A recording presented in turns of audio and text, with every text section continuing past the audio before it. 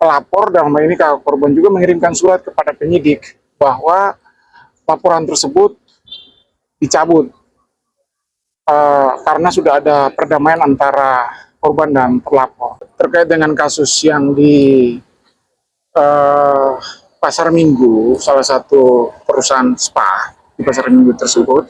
Itu ada dua kasus ya yang kita tangani. Yang pertama kasus terkait dengan kematian dia korban itu sendiri. Kan kita harus melakukan penyelidikan secara mendalam, memastikan bahwa korban ini meninggal karena apa, ada unsur pidana atau tidak. Nah itu kita harus menunggu hasil otopsi dari Puslapor Polri. Kami juga mengirimkan surat decoder CCTV untuk dilakukan pengecekan secara ahli untuk bisa memastikan aktivitas yang bersangkutan pada saat sebelum dan setelah dia ditemukan meninggal dunia. Jadi untuk sampai saat itu kasus tersebut masih dalam tahap penyelidikan.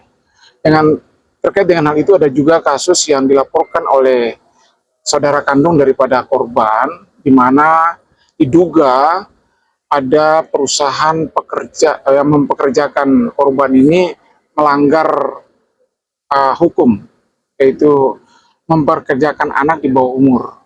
Ya. Jadi undang-undang yang dilanggar itu undang-undang terkait dengan perlindungan anak dan undang terkait dengan TPPO, tindak pidana perdagangan orang ya. Terkait dengan hal itu juga masih dalam tahap penyelidikan. Untuk saksi-saksi yang sudah kami periksa sampai saat ini ada berjumlah 20 orang saksi dan pihak perusahaan yang berkaitan dengan saksi ini pada saat rekrutmen sampai dipekerjakan juga sudah kami ambil keterangan. Jadi sistemnya kami jelaskan bahwa saksi ini dia mendapatkan informasi dari media sosial terkait dengan lamaran pekerjaan dan selanjutnya dia mendaftar dan dia diantar ke diterima dengan menggunakan identitas yang dia sampaikan. Kami sampaikan di sini bahwa memang dari barang bukti yang dapat kami amankan sampai saat ini, dia pada saat mendaftar itu diduga dia menggunakan identitas palsu.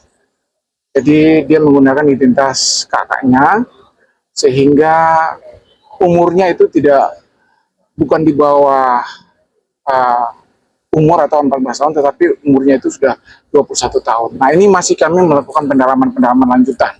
Terkait dengan hal itu, juga kami sudah melakukan pemeriksaan terhadap keluarga korban.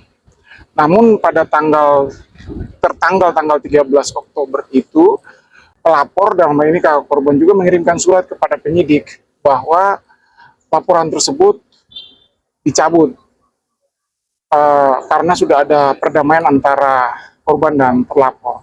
Namun dari penyidik kami akan berpegang teguh pada peraturan Kapolri nomor 8 tahun 2001, apakah kasus ini dapat diselesaikan secara RJ atau secara keluargaan ataukah tidak.